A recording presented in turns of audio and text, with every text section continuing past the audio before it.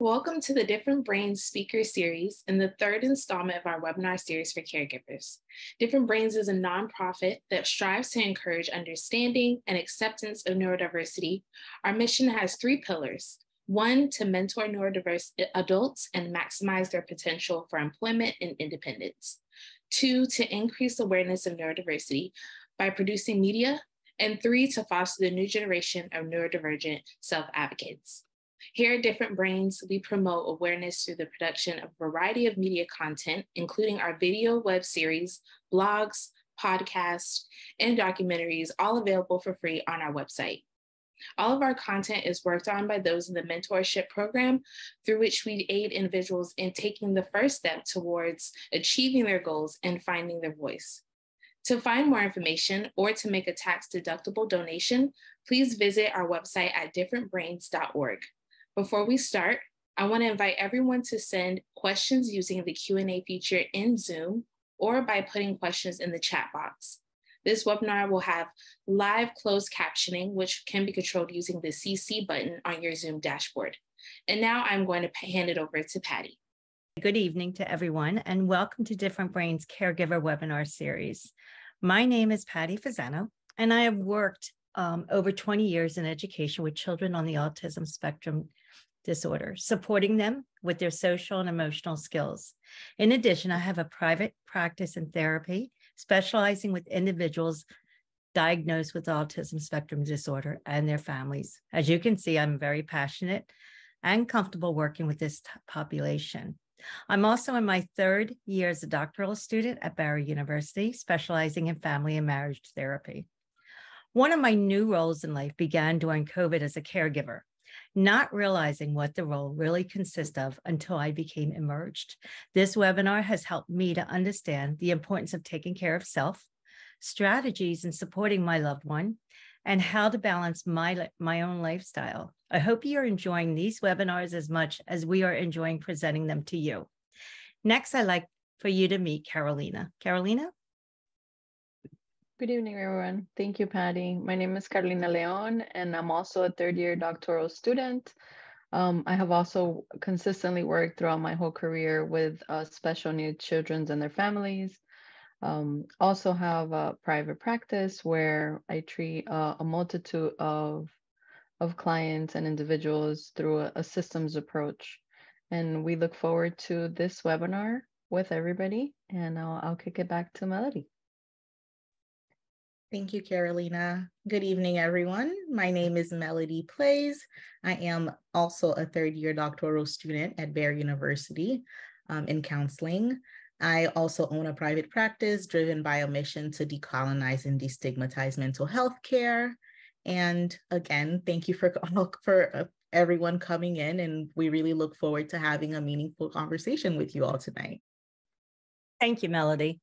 So on tonight's agenda, we will begin by inviting you to be part of our self-care technique.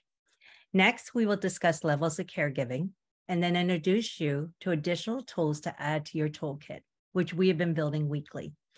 Also, we will talk about balancing your needs and help you raise your own awareness of your balancing your own life through an activity.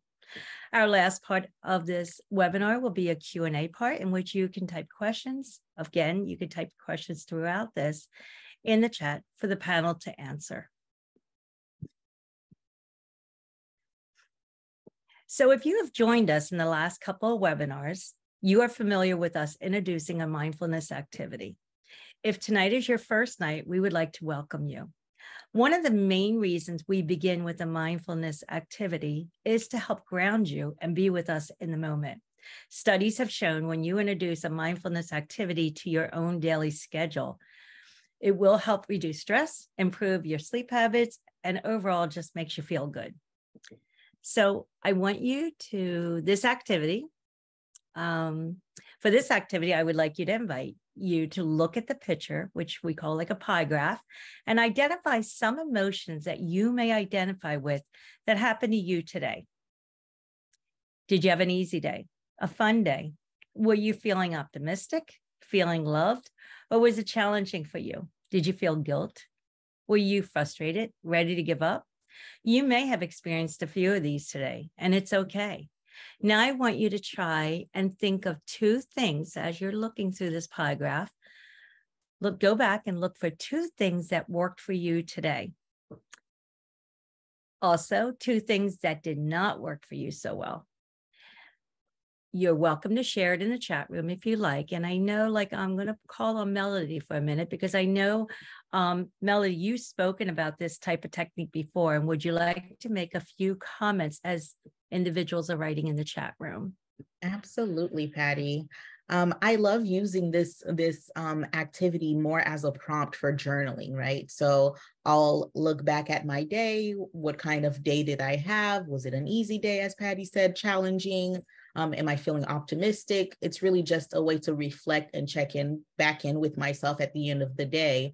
And I love being able to journal about it. So not only am I identifying what kind of day I've had, but I'm also pinpointing the things that worked really well for me in that day and the things that really maybe need some improvement, so that way I can keep that in mind for my next day, right? So I really love using it. And I know that in the past webinars, we've strongly encouraged journaling. We've strongly encouraged using just prompts in general when journaling. So I think this is a great prompt or a great tool to get the mind going when journaling. Absolutely. Let's just check the chat room and see if anyone would like to share with us how they felt through this activity. Yes, I see Deborah here. She said, each day can be a roller coaster. Today had moments of optimism sandwiched around frustrations and challenges. Wow. Yeah. That's valid. And it can be a roller coaster, right? Every day. Sometimes we are challenged for that, you know. And Deborah, we're going to give you some more strategies to help, maybe to show you maybe different ways that you could be doing these kind of techniques that we're going to be introducing to you tonight. But we understand totally the roller coaster, understanding that, you know, it's like a sandwich. Sometimes you're in a corner and you don't know how to get out, right?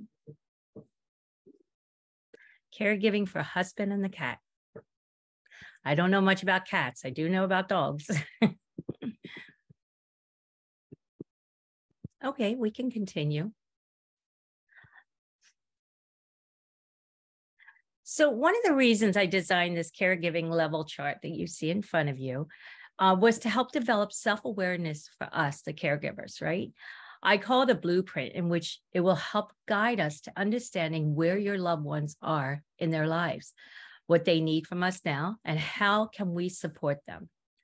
As I'm explaining these levels to you, if you wish, place the level of the individual you're caring for. For example, if you're caring for someone in level 1 being independent, throw that in the chat room.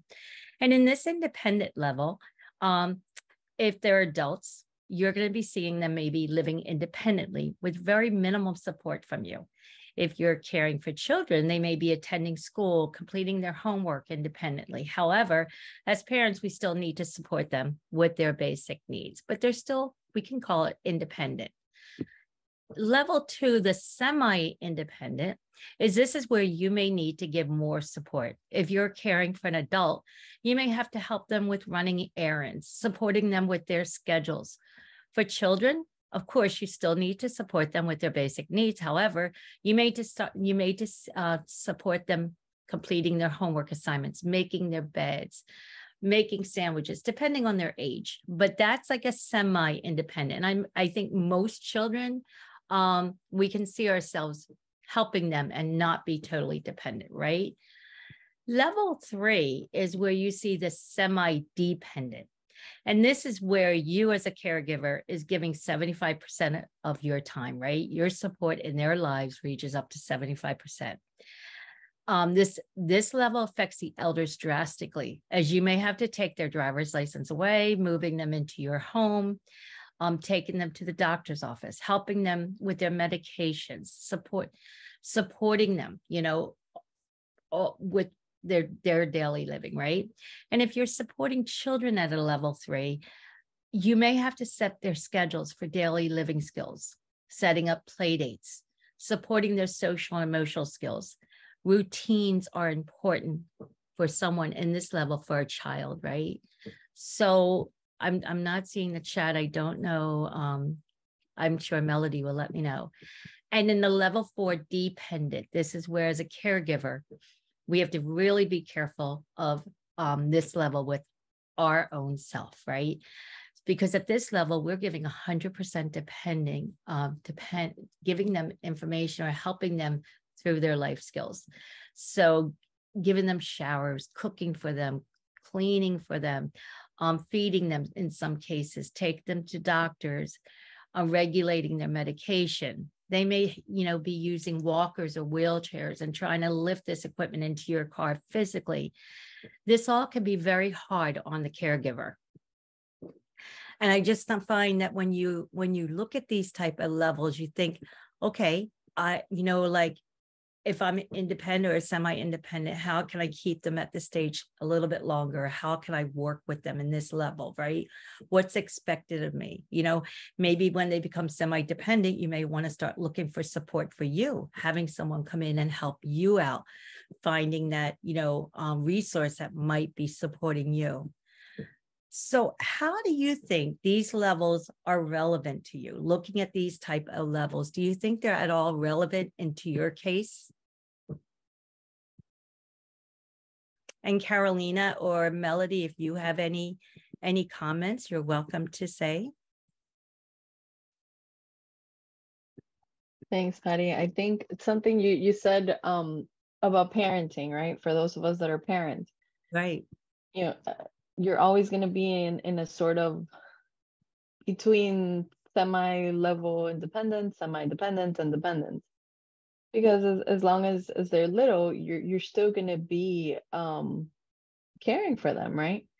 And like my mom likes to say, even when they're older, you never really stop. But it just really depends on how independent or how self-sufficient you can start to wean them, and sort of train them for that. But really what we're trying to reflect for everybody is, like, how do you think, do seeing these levels help you in any way, or sort of paint a picture for you as to where you may be in this journey? Melodie, I don't know if you have anything else. I think you said it beautifully. For me, I have a 1-year-old, so I'm at level 4. She's a 1-year-old. She's completely dependent on me. So when you gave that example of caring for a child, she's not at the point where she can do things for herself yet. So she's completely dependent on me. Oh, we have some answers in the chat. Deborah says it's a 3, sometimes a 4. I tried to make it a 3 and I tag, so I guess you share the responsibility with your husband, Deborah. Yeah. So she shares the responsibility. So between a 3 and 4 for her. Anyone else would like to let us know in the chat where do you fall on the caregiving level? Thank you for sharing, Deborah. Thank you, Deborah. I always think the blueprint is really important for me to understand, like, what is ahead of me? What am I looking at? Depends on the type of disability or, that you're caring for. So if I see someone that, like, for example, my own mother, I started out she was very independent, and quickly she got to a level 4. So I knew these levels were important to me to understand, to be prepared.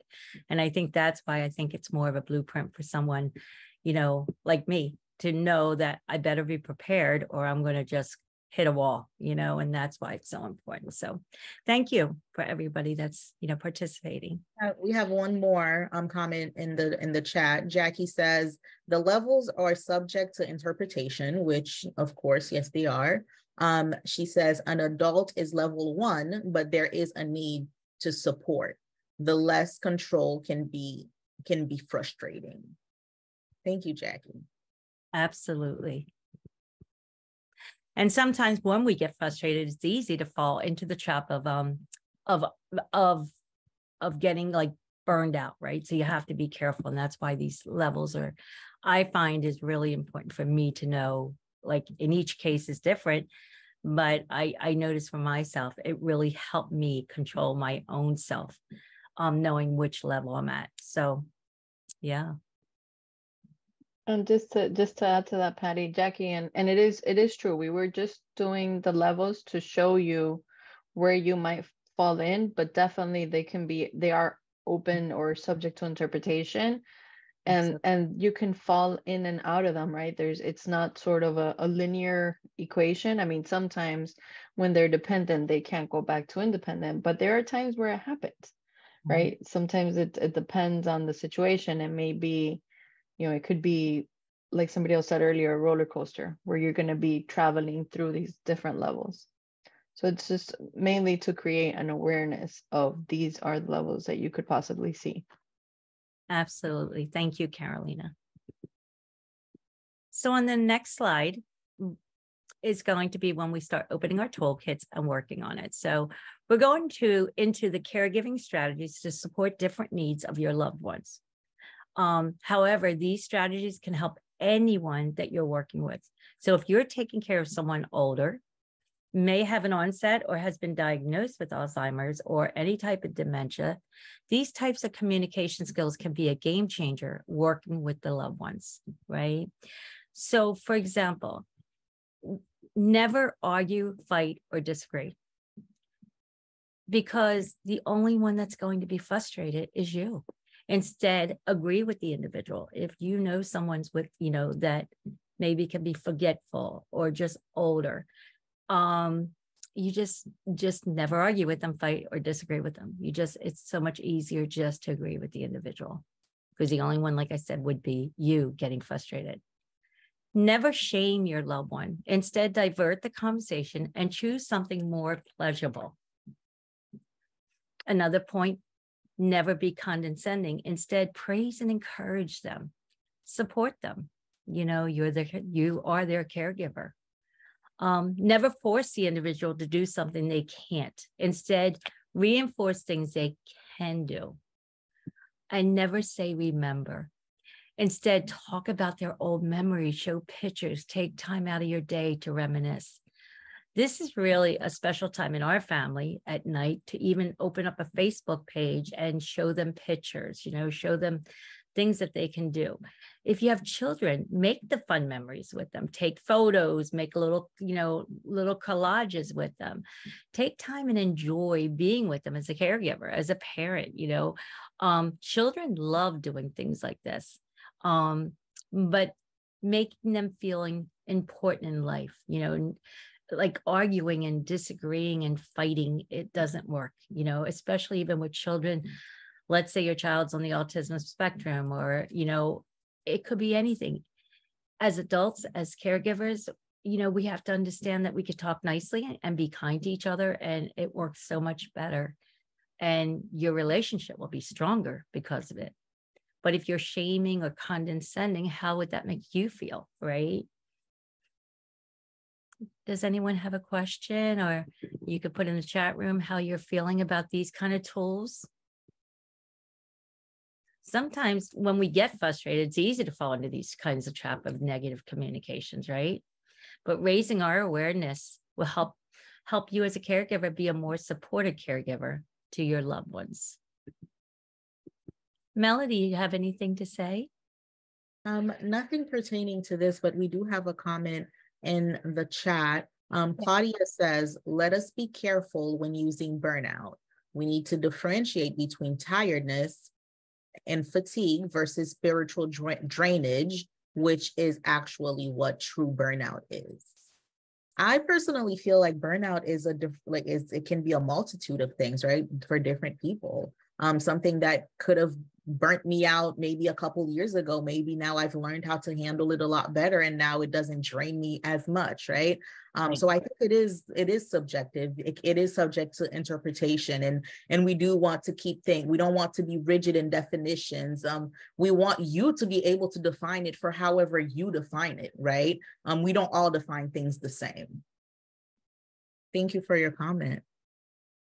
And in like 2 weeks from now, we are going to have, we're going to be talking about like that last, like the burnout or the, frustration, just what Melodie was saying. So that's going to be happening 2 weeks from now. So just to let you know. Carolina, would you like to say anything?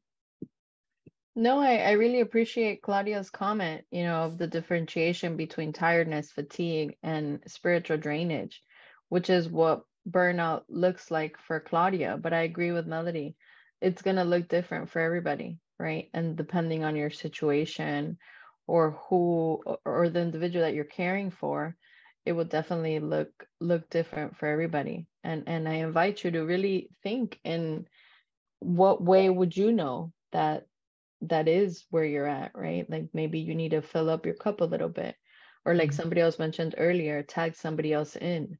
So it's really a beautiful definition, Claudia, of what your burnout looks like. So really, thank you for sharing. Thank you for sharing that.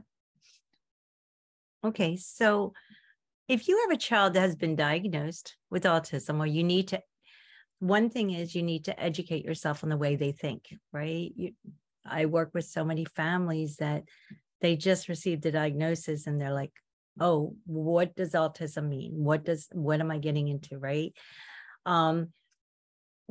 Families can become frustrated, and it can be frustrating by, trust me, I work with many of these families and I understand what they're going through. But understanding how the child's brain is working, life does become easier. Many children on the spectrum are hypersensitive to certain senses, for example, like fluorescent lights or perfume, sounds, etc. The children on the spectrum also think in black and white, as they have no gray area for them. They get stuck in routines with not allowing any type of flexibility. There are just a few traits, but so many more you would need to understand and become familiar with. This is really difficult because there's a lot of information out there for you to learn. We can never say all the information in this one webinar, right? However, there's a few strategies to add to your toolkit now. And first is being patient. This can be hard. Patience is the key. Make sure your schedule is structured with routines and allowing them a safe place to be when needed. Allowing them their time, for example, playing on the computer. However, there should be a reward for them. Setting goals, limit choices to avoid no. Introduce flexibility so they do not become rigid. A good friend of mine always says, keep their dance card full, which I have witnessed, and it works. The reason I'm showing this book is Dr. Reitman, the founder of Different Brains, wrote Aspertools, the practical guide for understanding and embracing Asperger's, autism spectrum disorder, and neurodiversity. It's an easy to understand book to give simple tools, gives action plans and resources to deal with neurodiverse conditions such as autism, learning disabilities, ADHD, ADD, and there's so many more. I know Carolina also works with children and adults on the autism spectrum. Would you like to add anything, Carolina? I think you said everything beautifully, Patty. I think it's knowing that, yes, children and individuals on the spectrum do need a routine and all of these beautiful things that you've shared, structured and safe place. But it's also knowing the difference between a routine and a schedule, right? Understanding that routines are sort of those things that happen every day. We wake up, you brush your teeth, you have to eat. I have to have my coffee first thing in the morning. So those sort of things that happen every day, and being able to incorporate them throughout the day without having it to be scheduled or at the same time. So within those routines and structure, it's also teaching flexibility, right? And allowing for what's going to happen naturally in life, right? Not everything is going to pan out A, B, C, 1, 2, 3, but being able to still engage in those sort of activities and routines within, what you can do, right, without having to do it so regimented, like at this time every day, but just make sure it gets done. Exactly. And this book is so simple. And when I say simple, it's Dr. Reitman's child was diagnosed with autism. So it's a view from the parents' view. It's also a view from his child, Rebecca Reitman, from their point of view as someone with autism, and also from the teacher's point of view. How does it work in school? How do we help children with ADHD or autism or anything like that in school? There's so many different types of strategies and tools in this one simple book. But there's also, even if you click on Different Brains website, they have an array of so much information through podcasts, the articles, anything you'd like to learn. You can actually click onto that link and it will give you so many more strategies than just the few that we just gave you tonight. But like we were saying, one of them is like, understanding their ways of living is the key to make your life better. One example is, I'll give you, is a family was going on a cruise this summer and the child who had autism did not want to go, panicked everything. So what we did is we got a game plan of what, we got a blueprint of the ship. We sat down, we went through the whole ship with them on our blueprint and explained what each deck was like, what they had, showed pictures, everything. It just reduced their anxiety so much that they did go on the cruise with no issues at all. They just needed all that information up front. And that's the same thing with like restaurants. You go to restaurants, make sure they get the menu ahead of time and let them, give them 2 or 3 choices, and allowing them to be planning ahead of time. That's really, really, really important. And for many parents, like the kids want to play games all the time on the computers, right? They want to go in their bedrooms and just play video games all the time. Sure, you can allow that. However, you should make it a reward, like saying to them, if you clean up the dishes, then you'll have 10 minutes on the computer time, and make sure you balance that instead of having them be in the room for 4 to 5 hours. I know it's quiet, but making it a reward will help you get what you need from them too. It's like kind of like a game with them. So understanding all of this, and this Asper Tools is a wonderful book that shows you that, but there's much more information even on the Different Brains website that you can get for free. So please check your resources and try to help, go through there and see if you can find more tools. But it's constantly going through and finding the tools that would work for your child. Okay.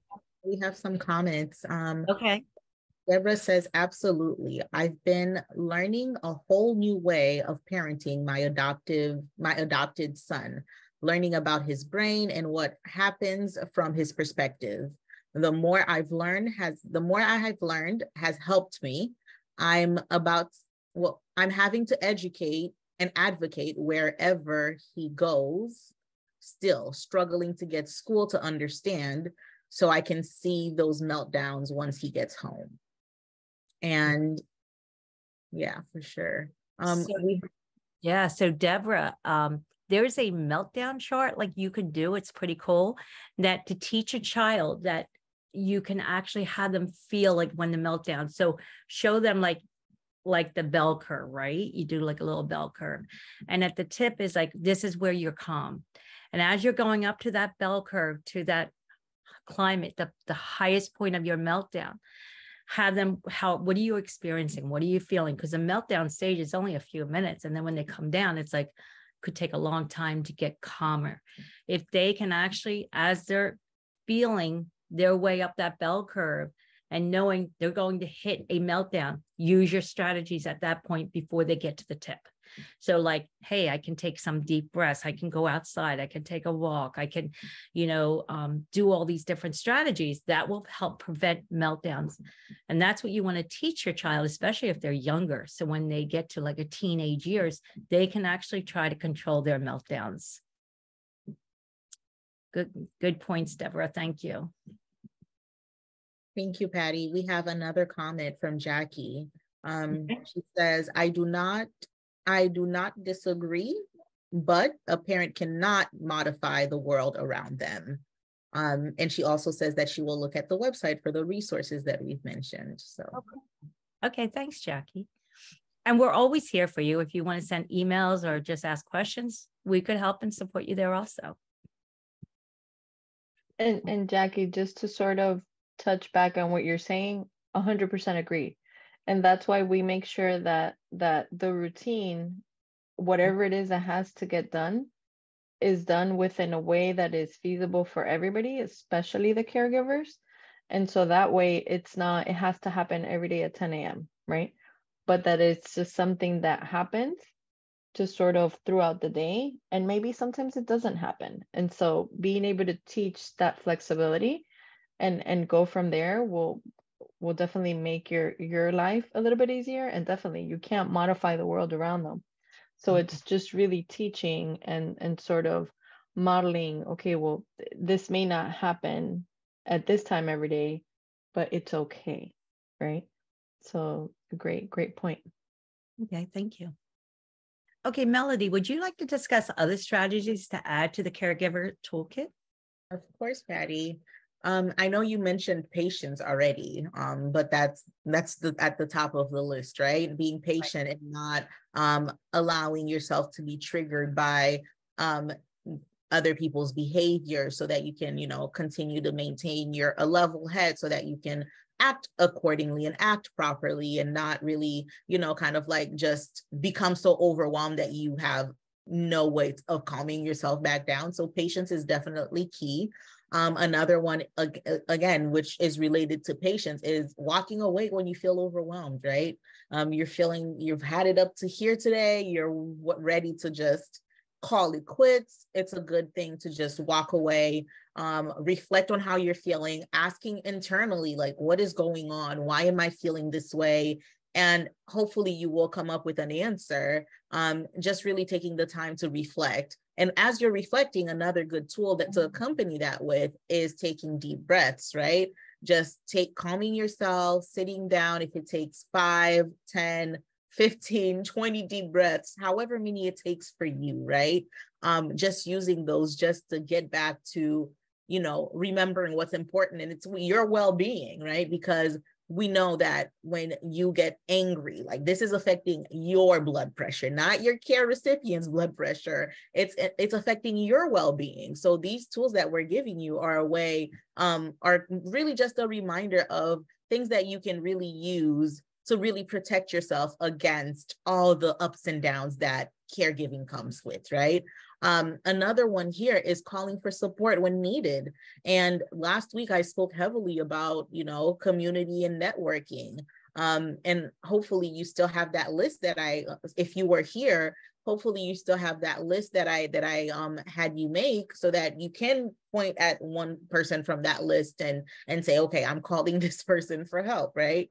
And then the last one really is sticking to boundaries, right? So really sticking to morning, like, okay, we have to wake up, we have to have a routine. And then there's, I have my own eating schedules, and really like thinking of yourself throughout the day, not taking care of someone all day. And then it's 10 p.m. and you finally sit down and you're like, oh my gosh, I've had no water today, which a lot of us can relate to, right? Or, oh my gosh, like, did I eat today?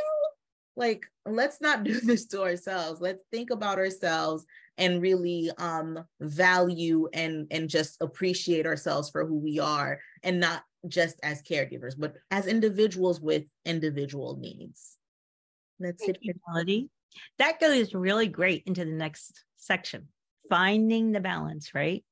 So how do we find the balance when we are so busy doing the things that upset the balance? Like Melodie was just saying, you go through the whole day and you realize, oh my goodness, I didn't have my lunch, I didn't drink my water. So how do we find the balance, right? So I want you to take a moment and think about that question. Sometimes just when we think we have, a handle on things or a handle on life, something changes and we have to start from scratch again. And that can become frustrating, and you can chat to see how you are balancing, what you feel. How do you find the balance when we are so busy? How do you find the balance when you're so busy in life?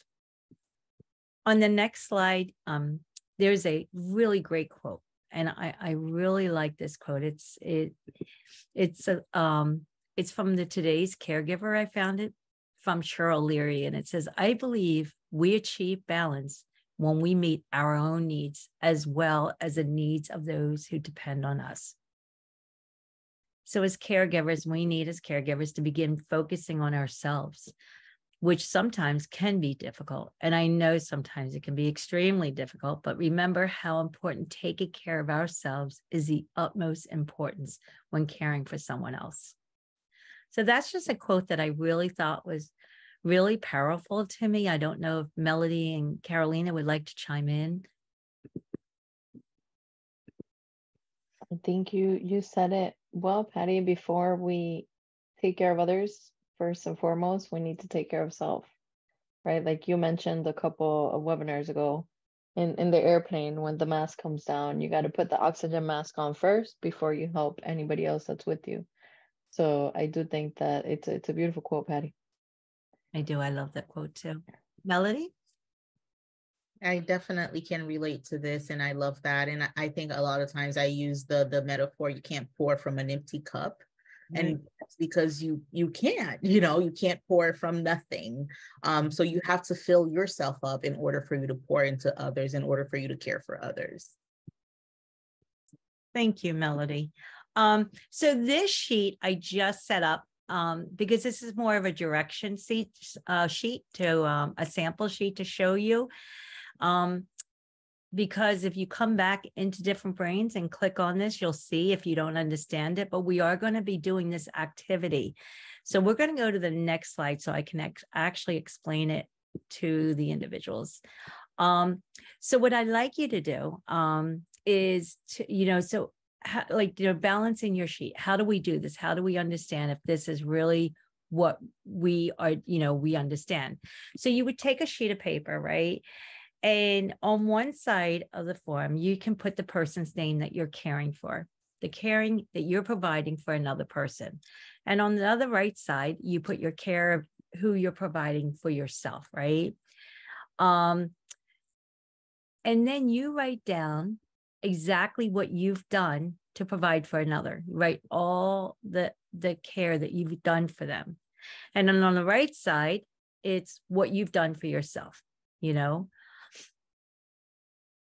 So if let's see, we're going to actually ask you, we're going to invite you, if you go to the next sheet, next slide, Carolina, we're going to ask the individuals. This one, Patty, because the next one is the reminders. Oh, is it? Okay. So on this one, we're asking you to actually do a form like this for you today. So split the paper down in half if you like, and actually you do the journaling yourself. Write down things that you've done for the person that you've taken care of. On the right, you write down all the stuff for yourself. I'll give you guys a few minutes and then we're going to reflect on it. You can write your reflections in the chat box. And we'll just take 2 minutes and then we reflect on that. So sort of the idea is whatever you have done for the individual or individuals that you're caring for will be the same thing that you did for yourself. And you can reflect back maybe to today or earlier in the week. And so that the idea is that whatever you have done for those you're caring for, you will have done the same for yourself.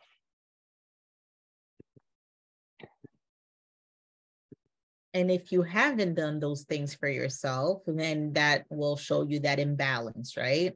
And that's what we want to bring to your awareness. You're possibly doing a lot more for your care recipient than you're doing for yourself.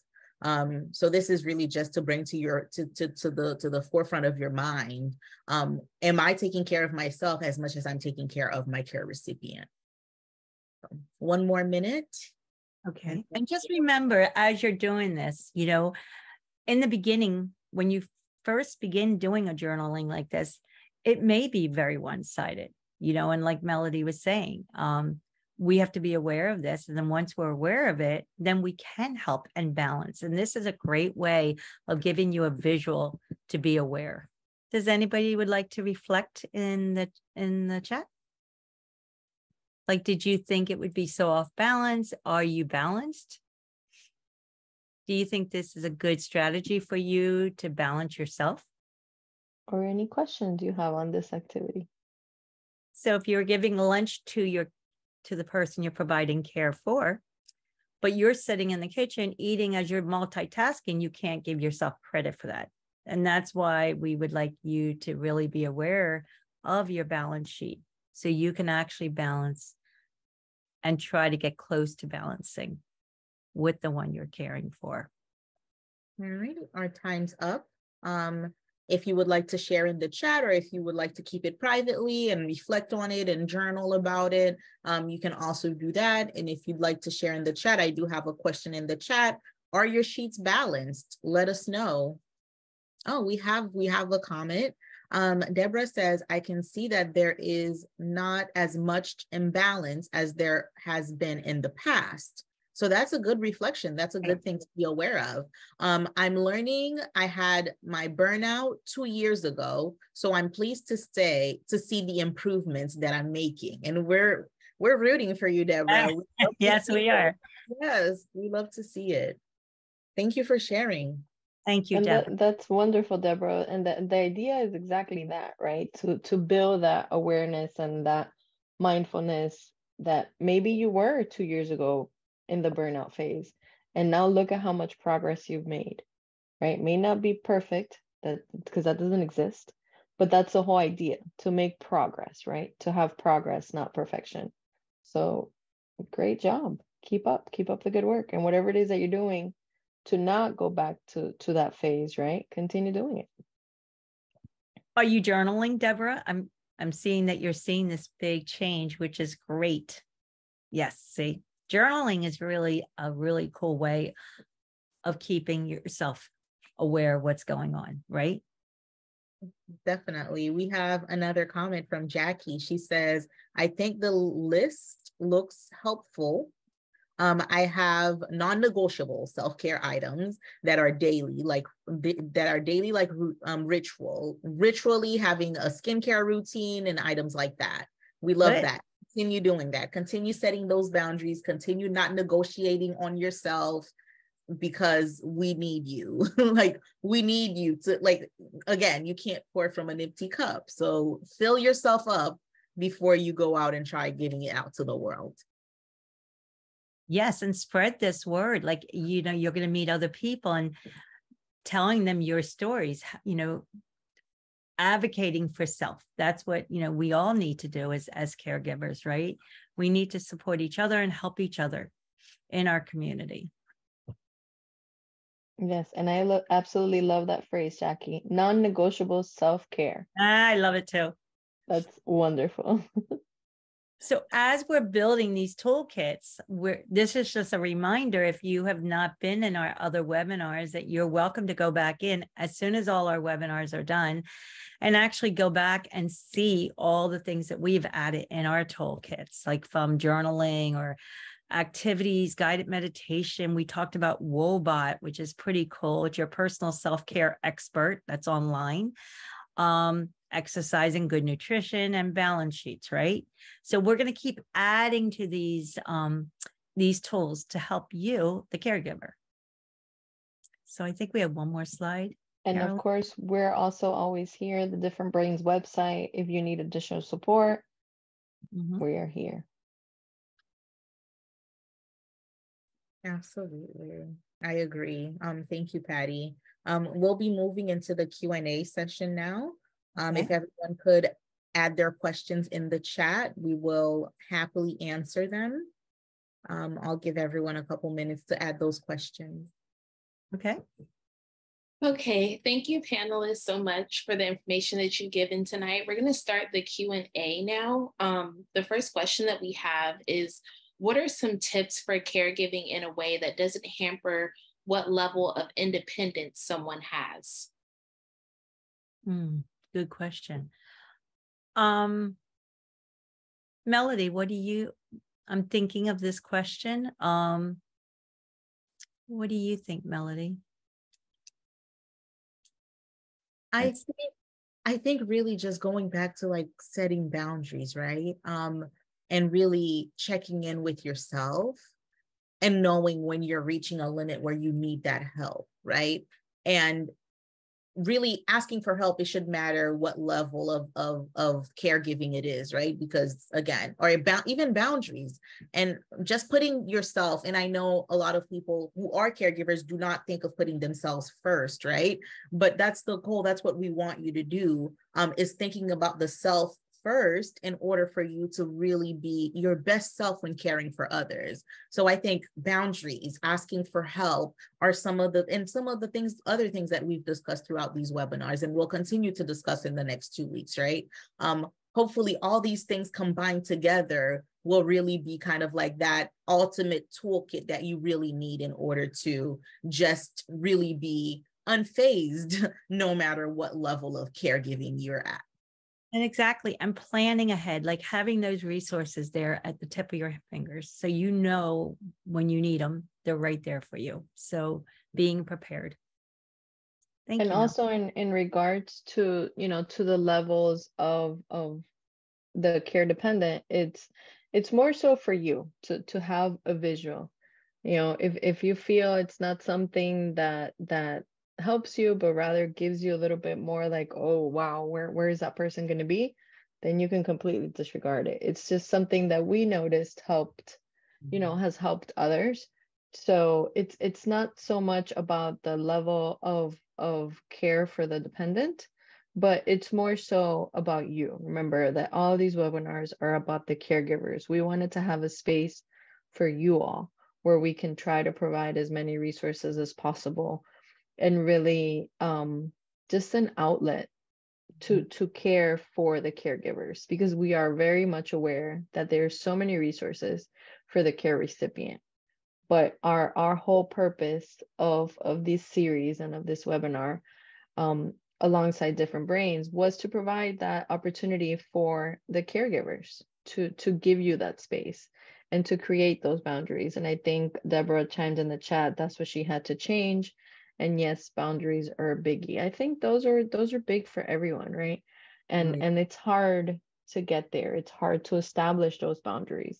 But once you do, not only will, the person that you're caring for and those around you be better, but you, right? Like Melodie says all the time, you can't, what is it they say? You can't drink from an empty cup. Yes.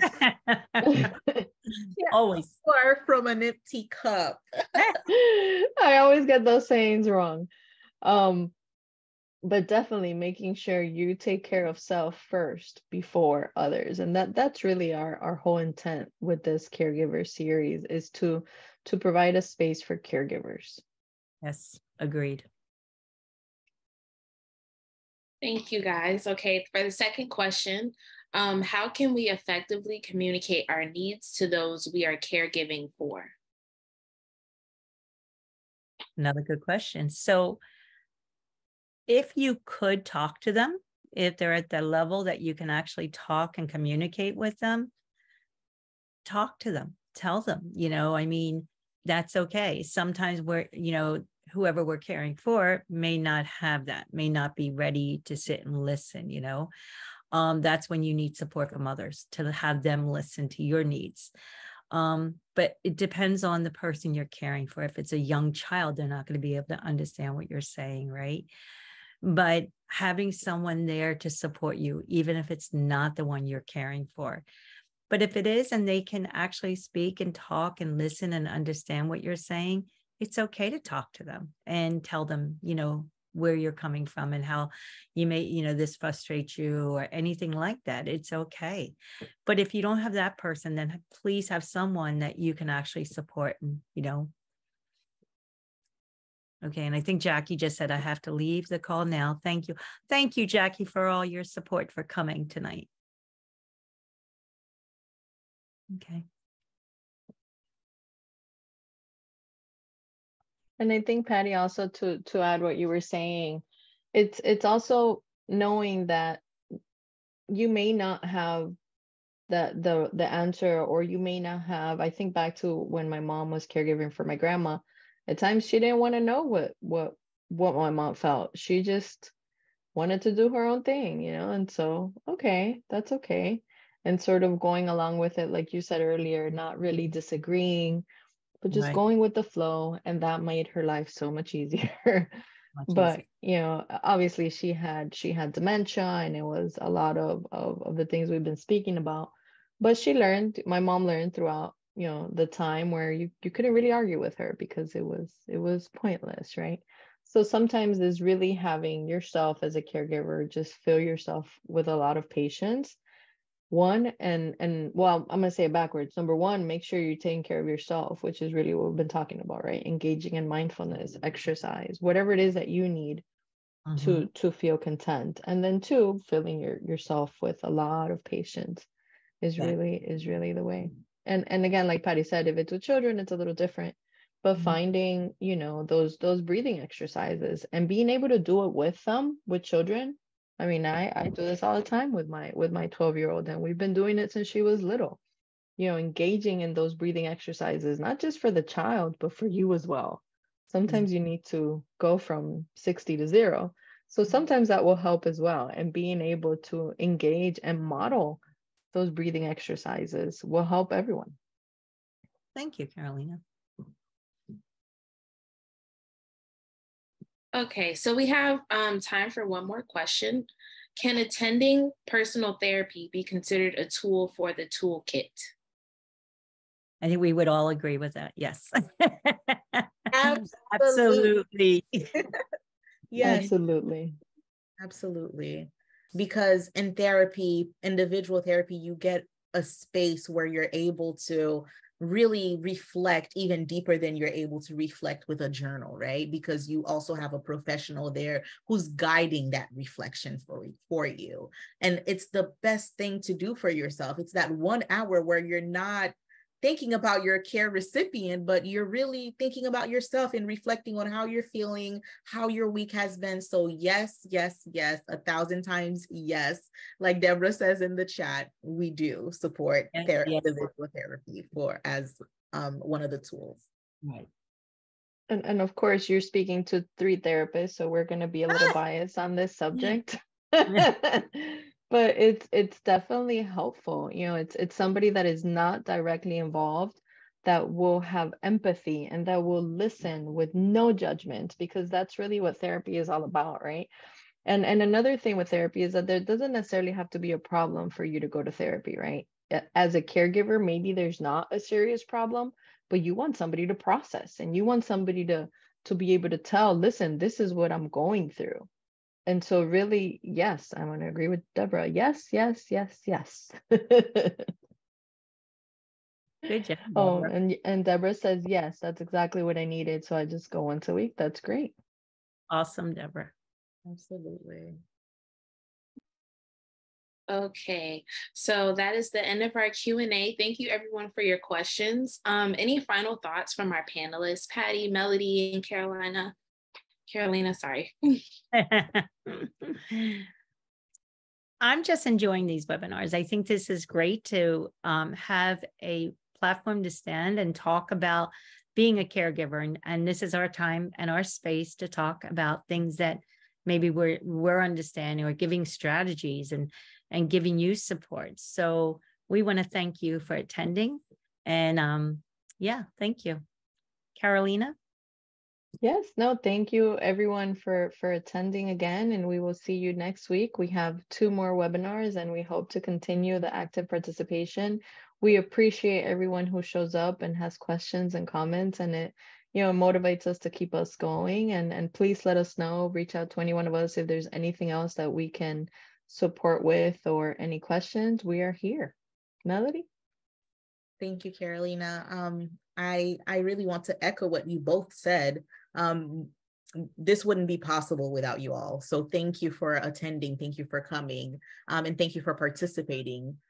We look forward to seeing you at our last 2 webinars on Wednesdays at 6:30 Eastern time. So have a great rest of your evening, and thank you for attending. Thank you, everyone. Thank you to our amazing presenters, and thank you everyone for attending. Be sure to come back in 1 week for the 4th installment, and please visit differentbrains.org for more content and resources related to caregiving, as well as many other topics. We will be sharing links and contact information for everyone in the chat box. It looks like it's already posted and on the screen. From everyone here at Different Brains, good night, and thank you again.